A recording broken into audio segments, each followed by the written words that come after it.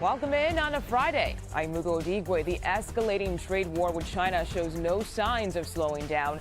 The newest response from Beijing in the tariffs fight. Plus, an immigration judge will make a big ruling soon in the case of Columbia University graduate Mahmoud Khalil. And a view from New York where crews will recover more of the helicopter that crashed in the Hudson River. This is CBS News 24/7.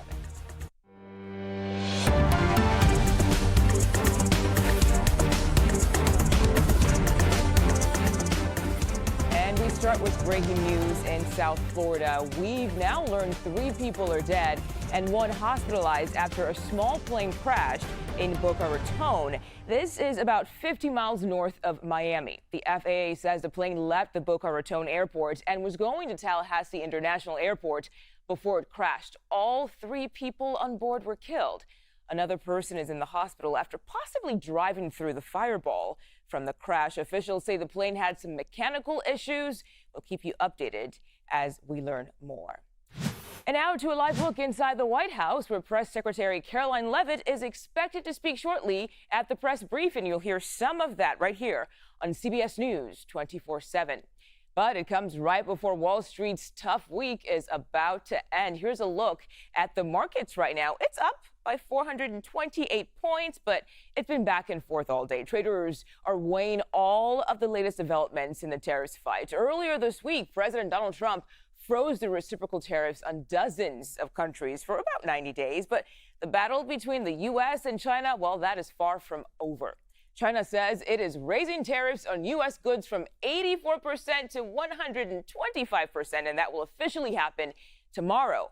Meanwhile, the Trump administration clarified China is now facing a tariff rate of 145%. CBS News correspondent Natalie Branche is watching all these developments from the White House for us today. Natalie, good to see you. Any reaction there to China ramping up the numbers and the rhetoric in this clearly escalating trade war?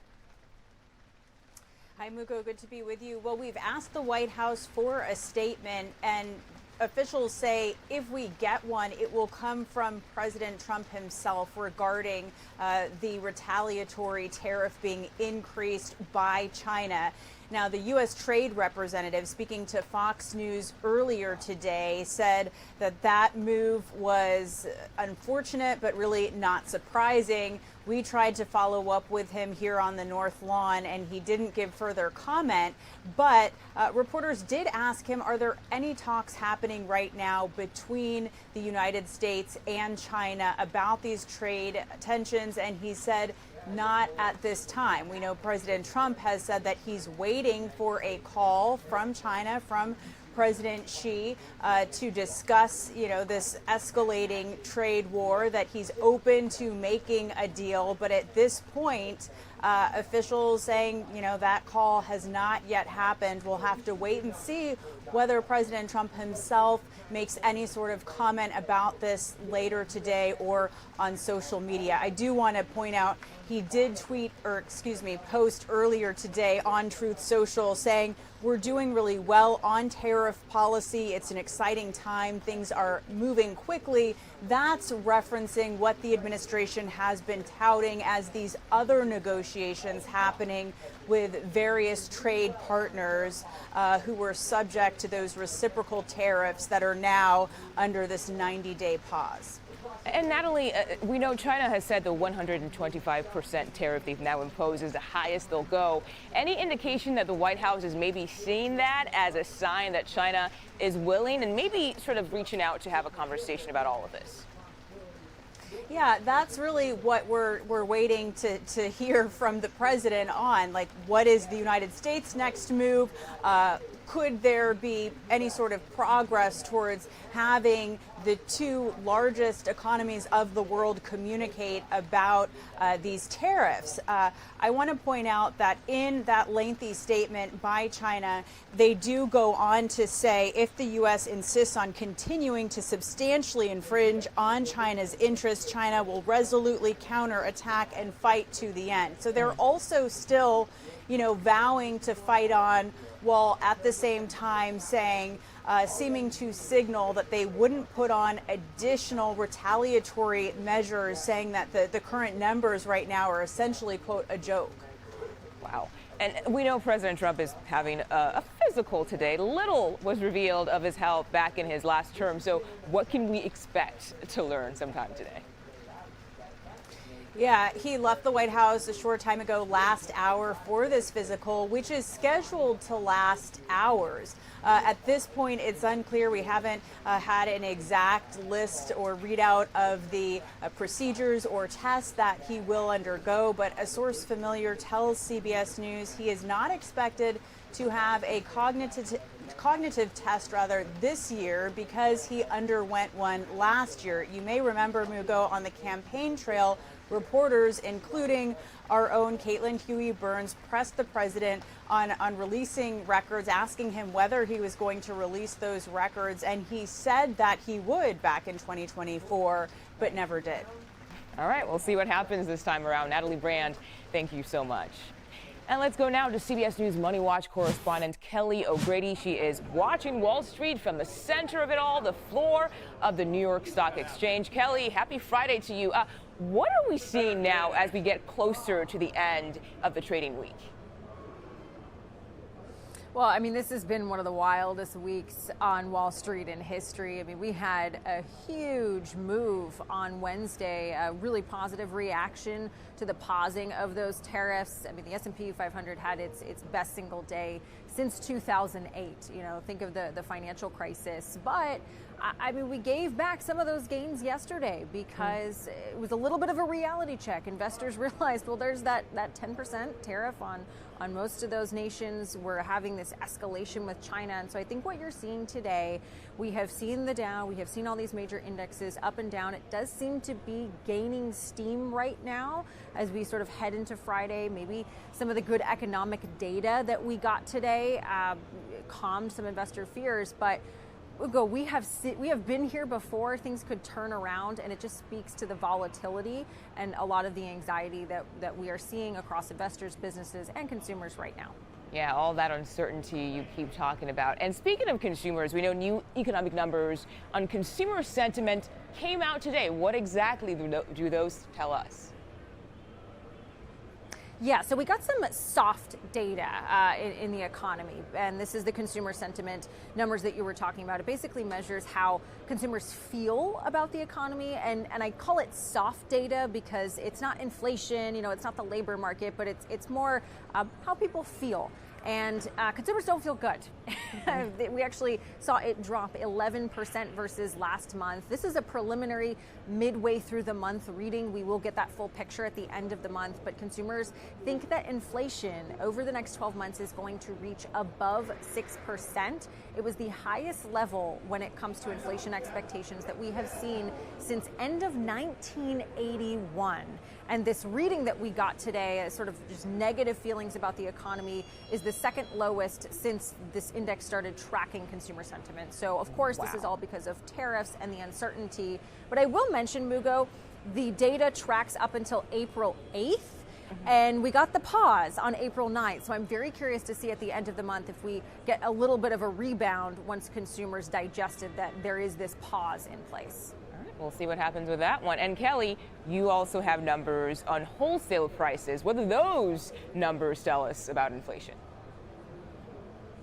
So this is the good economic data, the hard data I was referencing. So producer prices, it tracks what producers pay, what they see in terms of prices to produce the goods that you and I then go buy at the store. And so when that goes up, it gets passed down to us normally. It's kind of a canary in the coal mine if we're going to see inflation. Great news, it was actually down 0.4%. versus last month. We expected an increase, so this was very welcome news. What it tells us is that the inflation progress we have seen these last 2 months is continuing. The problem is that there's the wild card of tariffs. This data does not include the big impact that we might see if businesses decide to pass those costs on over the next few months, Mugo. Well, either way, we'll take the good news wherever we can get it. Kelly O'Grady, thank you so much for joining us today. And today, a judge will decide the fate of Columbia University graduate Mahmoud Khalil. Will he be allowed to stay in the U.S., where the case stands right now? You're watching CBS News 24/7. But we're also watching for White House Press Secretary Caroline Leavitt to get to the podium. You see it's empty right now, but correspondents out there waiting for that briefing to begin. We'll let you know what's discussed.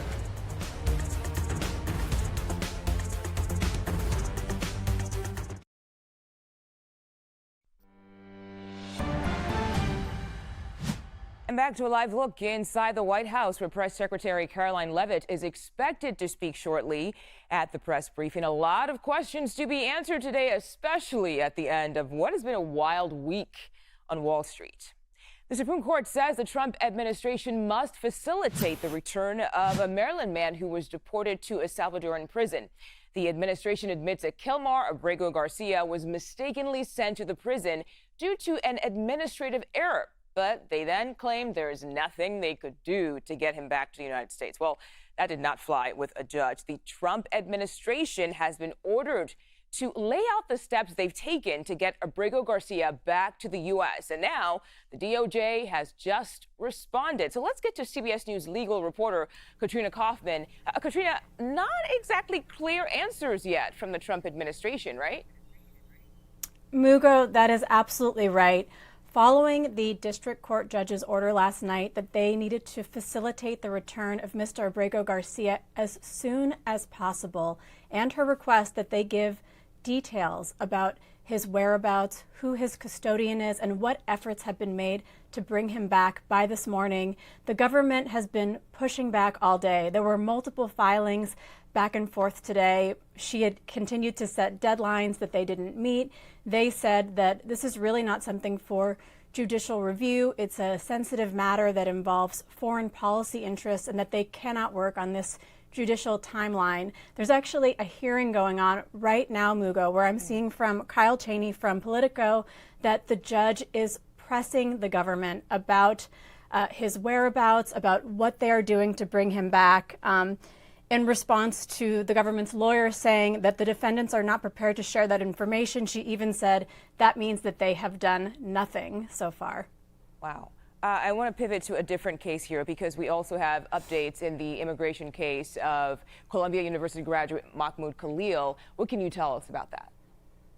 So today there is a hearing that could be pivotal, Mugo. The judge earlier this week asked for the government to turn over evidence supporting their removal of Mahmoud Khalil from the United States. In response, yesterday they filed a memo from Marco Rubio that cites this little-known statute that they've been using, which essentially says that he has personally decided that it is not in the interest of the United States for Mr. Khalil to be here because it is adverse to our national foreign policy interests.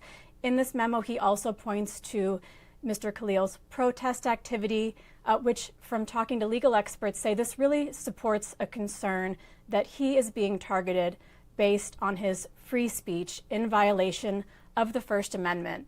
Experts I've spoken with also say that they don't think that this qualifies as evidence in a case like this. But today it will be up to the judge to make that determination. It is a removability hearing, Mugo, so she will decide if she's going to terminate this case and potentially release Mr. Khalil or decide on his removal or move forward with more proceedings on this matter. Well, a very, very important case to watch out for today. Another arrest, by the way, that's sending shockwaves to the D.C. area involves a Georgetown University professor. What's happening in this case? So this is a professor who was arrested under similar charges to Mahmoud Khalil. So that same statute saying that his presence here is adverse to U.S. foreign policy interests. A difference is that he's in the United States on a visa, whereas Mahmoud Khalil is a green card holder. But he is married to a U.S. citizen.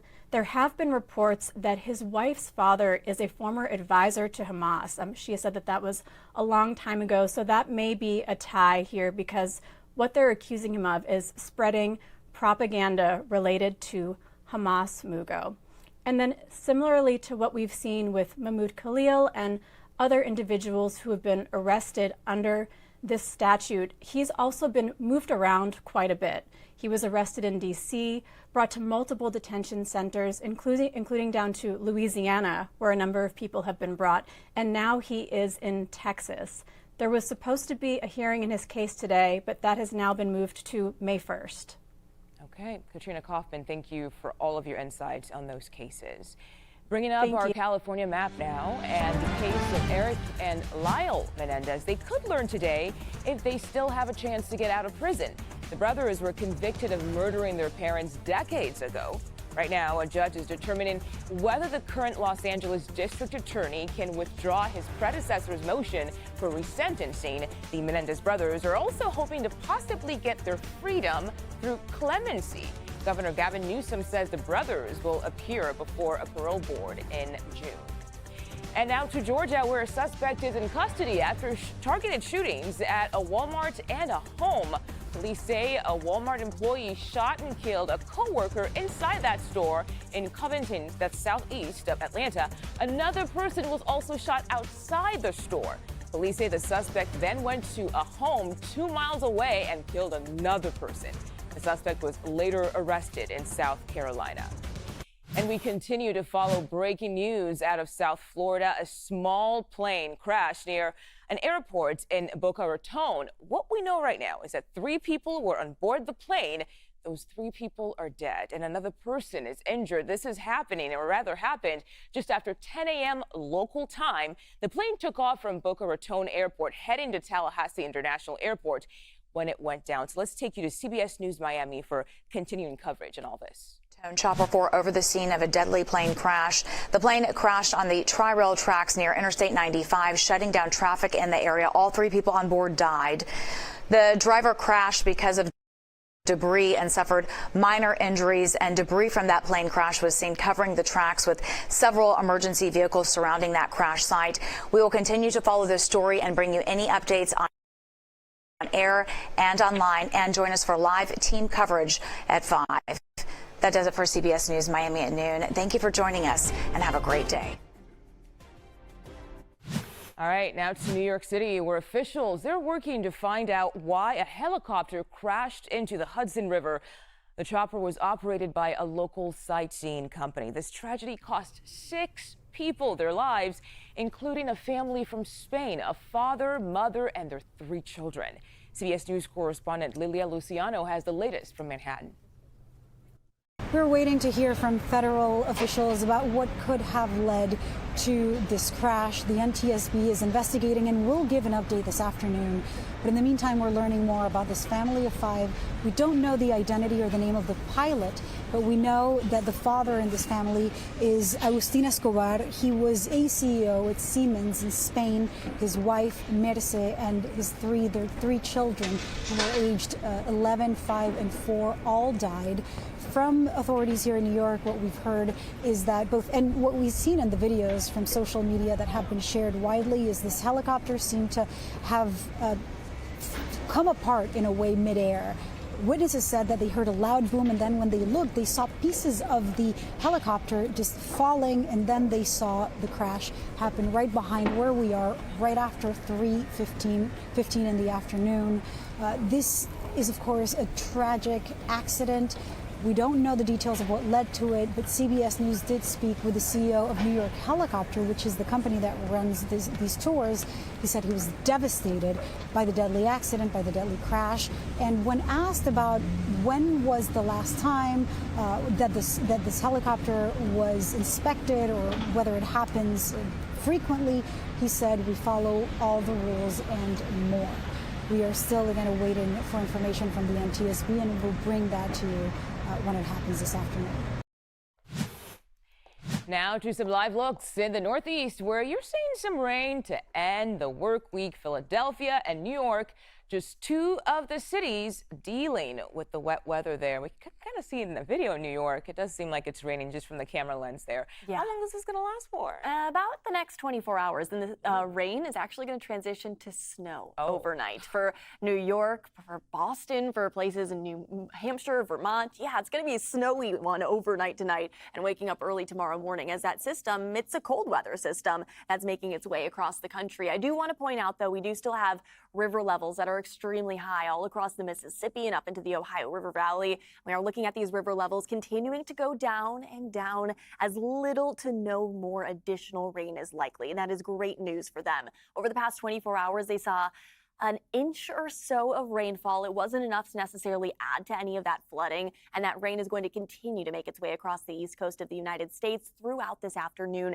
and evening. It might bring a little bit of excessive rainfall to the Carolinas, and it might even bring a few isolated thunderstorms up to the northern parts of Florida and up through the Carolinas as well, as we are going to continue to see that area of low pressure make its way farther offshore. But that little area in green right here, this is really the only chance that we have to see that excessive rainfall throughout this evening. Let's take a closer look at the timing of that upcoming storm system, because again, it's really not going to last longer than early tomorrow morning. Today, all we're really seeing is this isolated thunderstorms, again, popping up from the panhandle of Florida all the way through the Carolinas. It's quickly going to make its way off the coast of the eastern United States, and just some rain lingering overnight tonight. So if you have any activities from Washington, D.C. up to New York and Boston, you're going to want to grab that umbrella and then grab that warm winter weather gear, because look, at 7 a.m. from New York up to Burlington, Vermont, there is going to be snow falling. It's likely going to be a slippery early morning commute, and you are going to want to take it slow on the roads early tomorrow morning, and that system officially clearing by tomorrow afternoon.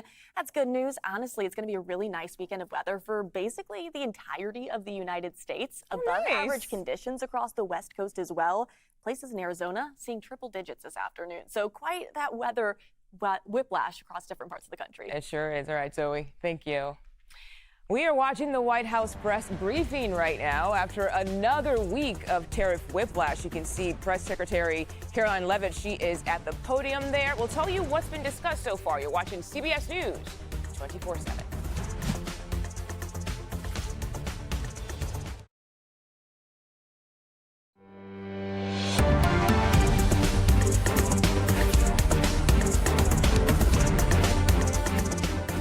House Republicans narrowly approved a new budget resolution. Vermont Senator Bernie Sanders spoke with hundreds of care workers about possible cuts to Medicaid discussed in the deal.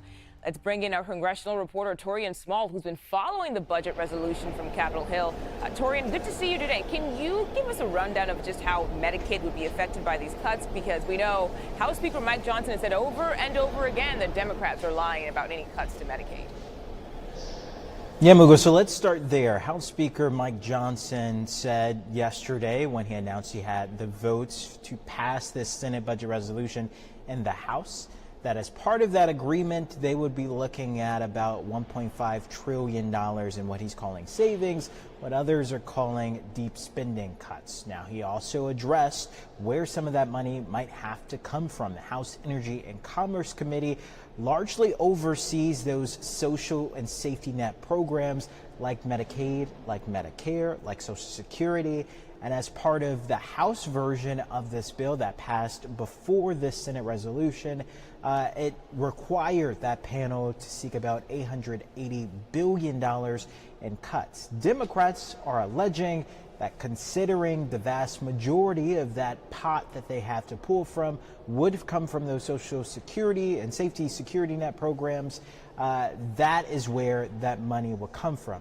Speaker Johnson addressed that, saying, look, he's not looking to take away benefits from beneficiaries, rather addressing what he sees as waste, fraud, and abuse within these programs. Still a lot of money there for waste, fraud, and abuse, but we'll see what happens.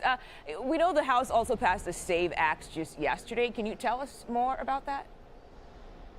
Yeah, so this bill, according to Republicans, would ensure that non-citizens, illegal or undocumented immigrants won't have the chance to vote in federal elections, even though it's already a criminal offense for that to happen. What quite a few Republicans have pointed to is this rare instances of non-citizens being allowed to vote in places like California, New York, and the District of Columbia, or here in D.C. What I should note, though, is that those only count for local municipalities, their local elections, not for federal elections. It's already illegal. So this bill is one that would require proof of citizenship, be it the form of a government-issued ID, passport, a myriad of other documents, when registering to vote. According to Republicans, that don't count for people who's already on the rolls, that are registered. But the concern here from Democrats is that this could potentially disenfranchise millions upon millions of voters. One last thing on this, Mugo. This is more of a messaging bill. It's unlikely that Republicans in the Senate will have support from Democrats to avoid a filibuster in order to pass this through. So right now, this is a huge messaging bill that's coming from Republicans that's unlikely to be signed into law anytime soon. Okay, Torian Small, thank you so much for your reporting, and happy Friday to you. Middle East Special Envoy Steve Witkoff is in Russia to meet with President Vladimir Putin. You can see the two of them there shaking hands on your screen. This is in St. Petersburg. The two intend to talk about a possible peace deal with Ukraine. The Kremlin says a discussion about a meeting with President Trump could also be on the table. Now, all of this comes after a U.S.-Russian dual citizen held in a Russian prison for more than a year is back in the U.S. this morning. She was greeted by her fiance. You see that there, a hug. A few friends were there as well, and White House officials after her plane landed at Joint Base Andrews in Maryland. CBS News senior national security correspondent Charlie D'Agata has more on the prisoner swap. Back on U.S. soil, Ksenia Carolina could hardly contain her excitement as she stepped off a government plane and into the arms of her fiancé. Carolina was detained last February while visiting family in Russia. She was arrested for donating $51.80 to a U.S.-based charity that supports Ukraine. That was treason, said Russia when they sentenced her to 12 years. Her freedom came Wednesday through a prisoner swap on a tarmac in Abu Dhabi. The U.S. freed a dual Russian-German citizen arrested on smuggling charges.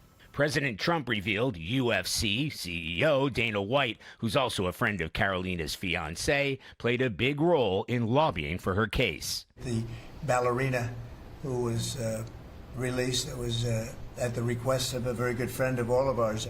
We spoke to President Putin about it, and they made a deal.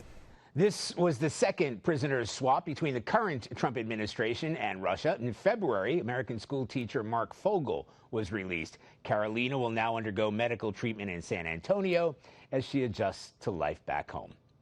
Charlie D'Agata, CBS News, Washington. Prince Harry makes a surprise trip to Ukraine, meeting victims of the war with Russia as part of his work with wounded veterans. The former British Army captain visited the Superhuman Center in Lviv, an orthopedic clinic that provides care and rehabilitation for the injured.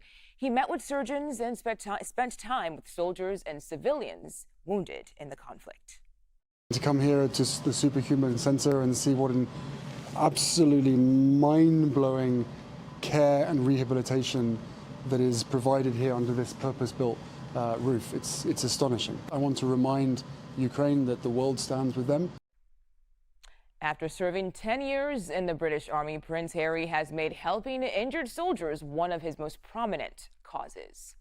All right, we are still watching the White House press briefing. We told you about it earlier in the show. It is starting now. Press Secretary Caroline Leavitt is on the podium. She's answering questions from correspondents and reporters there at the White House. This after yet another week of tariff whiplash. We'll keep you updated on what's discussed. You're watching CBS News 24/7.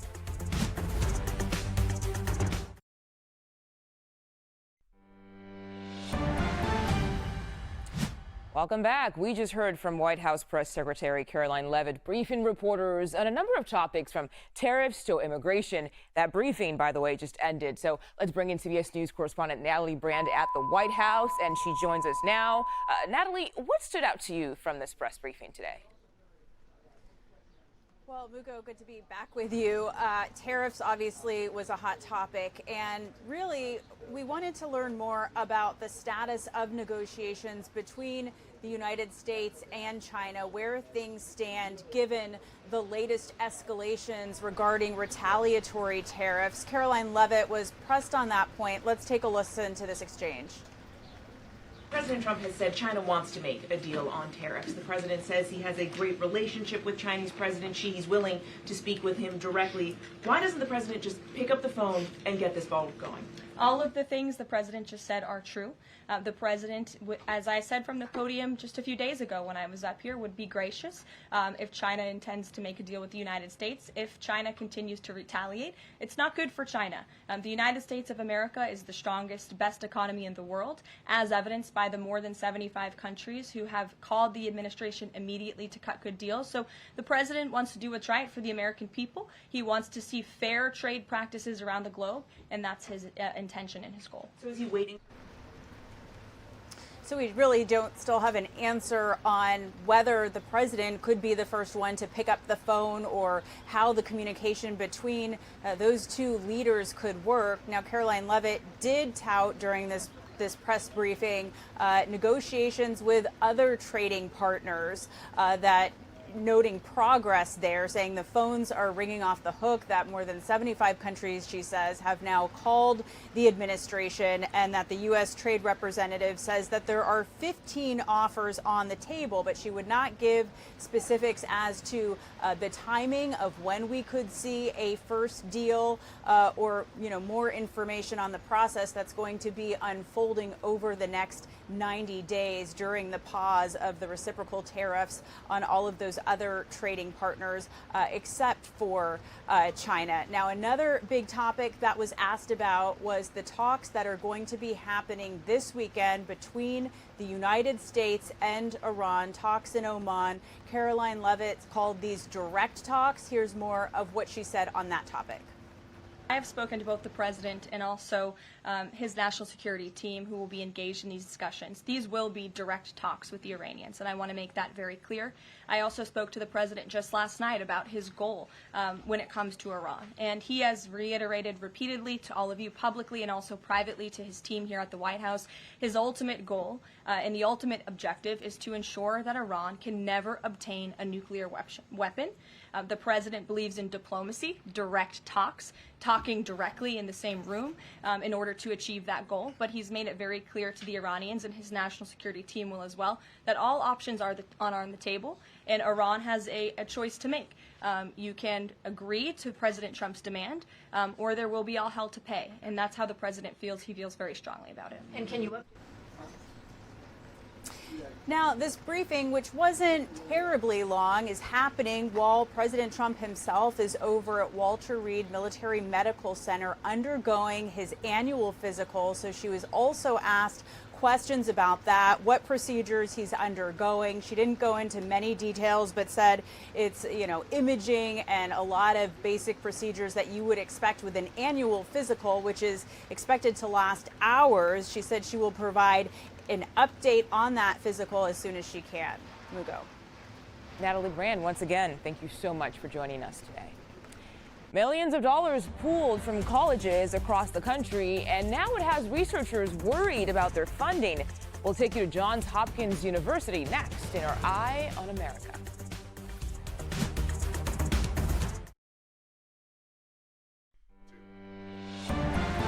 Today, China announced it has raised retaliatory tariffs on the U.S. to a staggering 125% in response to President Trump. It also accused the administration of violating international trade rules. CBS News foreign correspondent Anna Corin has the latest from Hong Kong. China continues to be defiant in the face of even higher tariffs, describing U.S. actions as a joke, while raising the level of its own tariffs to 125%, effectively ending trade between the world's two largest economies. It comes after President Trump again increased tariffs on China to 145%, which prompted this response from China's Commerce Ministry. In a statement, it said, "The successive imposition of excessively high tariffs on China by the U.S. has become nothing more than a numbers game with no real economic significance." It went on to say it merely further exposes the U.S. practice of weaponizing tariffs as a tool of bullying and coercion, turning itself into a joke. It comes as President Xi made his first public comments on the escalating trade war on Friday, saying his nation is not afraid, while meeting with Spanish Prime Minister Pedro Sanchez in Beijing.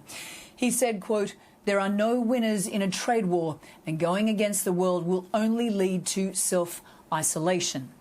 Well, President Xi is heading to Southeast Asia next week, where he will no doubt be shoring up trade relationships in Vietnam, Cambodia and Malaysia, and reminding the global south that China is open for business and a reliable partner. Well, China's Foreign Minister Wang Yi also weighed in on the economic decoupling, saying the US cannot act recklessly and the wheel of history cannot go backwards, end quote, in a trade war that threatens to upend global trade. Back to you. Warren, thank you. The crackdown on immigration has ignited misinformation campaigns across social media. Many legal residents are concerned about what will happen to them when they travel internationally. Thanks to our CBS News Confirmed team, we went through the online content so you don't have to. Melissa Matani has more on what you need to know. In the past several weeks, videos have gone viral on social media describing scary encounters at U.S. airports, with some travelers claiming they were harassed or detained at U.S. Customs. Some have even claimed they were coerced into giving up their green card. But not all of what's being shared is true. The fear and uncertainty is causing misinformation to flourish, especially among those who are in the process of naturalizing or obtaining other status. So what are the facts? Legal permanent residents, also known as green card holders, have different rights than U.S. citizens, but typically they cannot have that status revoked without a hearing. Visa holders similarly do have due process rights, but their visa status might be revoked without a hearing because a visa is given at the discretion of the government. Now, people online have also been advising each other to remove Face ID and delete social media apps before traveling. We spoke to an immigration lawyer to get her advice on what the right thing is to do. The First Amendment protects everyone who is within the United States. It's more complicated at ports of entry, at airports, where your electronic devices may be searched by Customs and Border Protection officers, especially if you are a non-citizen. This is why it may be important for non-citizens to consider what is on their electronic devices, their laptops, their phones, before entering the United States. And folks should consider what they're posting on social media and whether or not it may pose problems when they're trying to re-enter the country. So as you heard Mukherjee say, consider what you post online, what you have on your phone, and if you are really nervous about re-entering the US, call an immigration lawyer or an organization focused on immigrant rights. Another good resource are these red cards from the Immigrant Legal Resource Center. You can find them on their website, ilrc.org. They outline certain constitutional rights in nearly 20 languages, including English, and can be a helpful resource for you to have with you for whatever circumstance you may encounter. Melissa Matani with CBS News Confirmed. And live now to Denver, where you could see record-breaking heat over the weekend. And Zoe, I know some people like heat, some people don't, but I think that's exciting news. It is exciting news, but not if you're a skier or a snowboarder. That's true. For the Rockies, it just means that the season's coming to an end very quickly with a lot of melting snowfall. But yeah, record-breaking heat for this time in April, not normal to say. Triple-digit heat is likely across places in Arizona this afternoon, and that triple-digit heat likely going to stick around into tomorrow and basically through the entirety of the weekend of weather ahead of us. Again, highs, especially across the eastern half of the United States, well above average by about 20 to 30 degrees. Again, we likely are going to be record-breaking. Phoenix could potentially get up to 101 degrees this afternoon, which would blow their old record of 99 out of the water. So let's take a look at some of those record high temperatures that we're seeing all across the country, because it's not just across the desert Southwest, even though, yes, that's definitely where the hottest temperatures are going to be building in. It's even places like Las Vegas that will be near the triple-digit mark. Salt Lake City, Utah, 83 degrees, and even as far north as Casper, Wyoming, An 81-degree high temperature beats their old record high of 78 degrees. So that just lets you know it's a very impressive system that's making its way across the country. This area of high pressure dominating the desert Southwest today, and to tomorrow, it's going to move into the central part of the United States. So from Texas all the way up to Denver. Denver, actually, 86 degrees. That is going to be warmer than Dallas, Texas by tomorrow afternoon. That just lets you know how impressive that ridge of high pressure is. It's going to continue to track east into Sunday, where those warmer conditions are going to be making their way over the central United States and the Midwest. This is good news when it comes to drying up all of the flooded roadways and river levels that are still very high across the Mississippi Valley and Ohio River Valley. These warm conditions, hopefully, is going to increase that evaporation and continue to allow those rivers to trend downward. That heat will continue to spread east into early next week, which is really great news for the places like New York City, Vermont, New Hampshire, Maine that are going to be dealing with snow waking up early tomorrow morning. There is some warmer weather on the way for everybody over the next several days. Back to you. All right, Zoe, thank you. Back to breaking news in South Florida. We've now learned 3 people are dead and 1 is hospitalized after a small plane crashed in Boca Raton. This is about 50 miles north of Miami. The FAA says the plane left the Boca Raton airport and was going to Tallahassee International Airport before it crashed. All 3 people on board, again, they were killed. Another person is in the hospital after possibly driving through the fireball from the crash. Officials say the plane had some mechanical issues. We'll keep you updated as we learn more about this.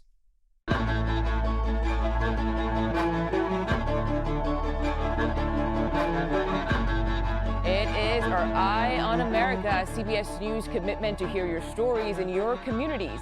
Millions of dollars in federal funding have been placed on the chopping block for colleges and universities across the country. Those federal cuts leaving a lot of researchers out to dry. It includes doctors at Johns Hopkins University, one of the top recipients of National Institutes of Health funding. CBS News Baltimore's Dennis Valera shows us how researchers are dealing with the cuts. I say research, you say yeah. I was confused at first why I was receiving this notice of award. Because Dr. Tom Carpino thought he already was guaranteed nearly $50,000 to fund his PhD work on Mpox, looking into stigma as well as data into who's testing and who's getting vaccinated for it. But 5 pages in, this line: the award is terminated effective March 10th, 2025. It was devastating. It was covering my tuition, it was covering the research funds, but it was really my livelihood. My ability to do my PhD was in part because of the funding I received from NIH. In the letter, the NIH writes the agency is no longer prioritizing research looking into vaccine hesitancy and improving vaccine interest. Carpino says his research does not explore those ideas. Vaccination is one piece of the puzzle when you're studying an infectious disease. So without talking about vaccination, you're not really looking at the full picture. Johns Hopkins has received hundreds of millions of dollars in NIH grants over the years. According to the NIH data, the university got more than $130 million for the current fiscal year.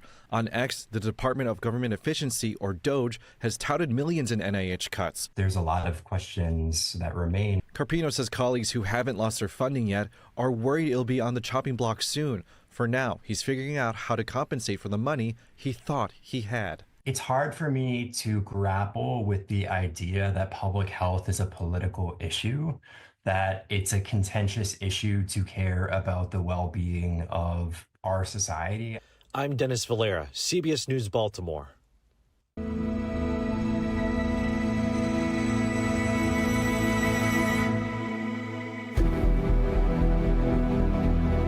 Our very own Gayle King prepares for her highly anticipated trip to space on Monday, and she will break the atmosphere with an all-female team. CBS News senior national correspondent Mark Strassman reports on the launch details from the liftoff site in rural Texas.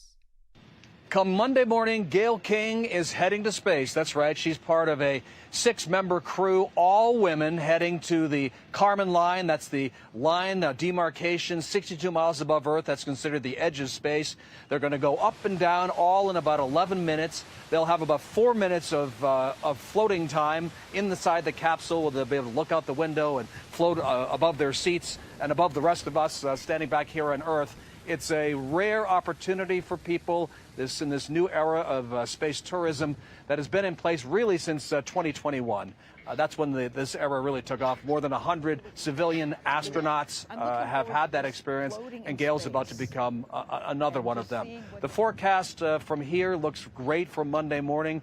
The launch window opens 9:30 local time on Monday morning. And I talked to Gayle this morning.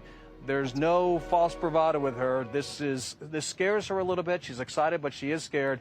She said, "This is the bravest thing I've ever done." Back to you. And here's a look at the markets now as traders are weighing all of the latest developments in the tariffs fight. Nancy Chen, she takes over next right here on CBS News 24/7.